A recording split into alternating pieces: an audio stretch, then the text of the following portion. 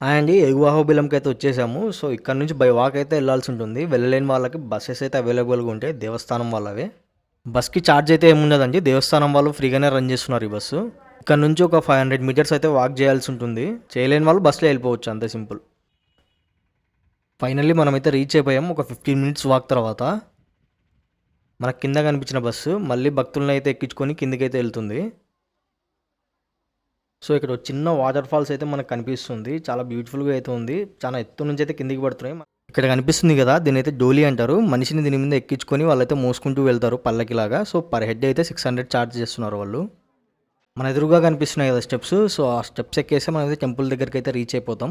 మన ఎదురుగా కనిపిస్తుంది కదా అదే టెంపుల్. సో మనమైతే దర్శనానికి వెళ్దాము. ఫుల్ రష్ అయితే ఉంది, కార్తీకాలు కదా. సో అందరు దీపాలు అయితే పెట్టేస్తున్నారు ఇక్కడ. చూసారా ఎంత రష్ ఉందో, చాలామంది అయితే వచ్చారు దర్శనానికి. సో కనిపిస్తుందా, అలా మోస్తూ వెళ్తారు డోలీ అంటే. మీరు ట్రెక్ చేయాలన్నా, ఫ్రీ దర్శనానికి వెళ్ళాలన్నా లెఫ్ట్ సైడ్ అయితే ఈ దారి ఉంటుంది. సో ఇటు వస్తే ఐరన్ బ్రిడ్జ్ అయితే ఉంటుంది. ఈ ఐరన్ బ్రిడ్జ్ మీద వాక్ చేస్తూ వెళ్తే మనకు రైట్ సైడ్ అయితే ఫ్రీ దర్శనానికి దారి అయితే వస్తుంది. అదిగో నేను ఇందాక చెప్పా కదా మీకు, వాటర్ ఫాల్స్ ఇంకోటి ఉంటుంది పైన అని, అక్కడ కనిపిస్తుంది కదా అదే అది. రైట్ సైడ్లో వెళ్తే మనం కూడా ఫ్రీ దర్శనానికి వెళ్ళిపోవచ్చు. ఇటే కనిపిస్తున్నారు కదా వాళ్ళంతా ఫ్రీ దర్శనానికి అయితే వెళ్తున్నారు. పాములేజీ నరసింహస్వామికి అయితే ఇటువైపు దారి 5 కిలోమీటర్స్ ట్రెక్ చేయాల్సి ఉంటుంది మీరు. సో ఇదే వాటర్ సోర్స్ అనమాట వాటర్ ఫాల్స్కి.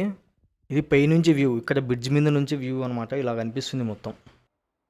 మీరు హిల్ పైకి ట్రెక్ చేయాలంటే ఇటువైపు వెళ్ళాల్సి ఉంటుంది. నేనైతే వెళ్ళట్లేదు, ఇంకా తిరిగి వెళ్ళిపోతున్నాం. టైం అయిపోయింది ఇప్పటికే చాలా. సో ఫైనల్లీ ఇంటికైతే తిరిగి వెళ్ళిపోతున్నాము. ఓకే అండి, మరి ఉంటాను, బాయ్.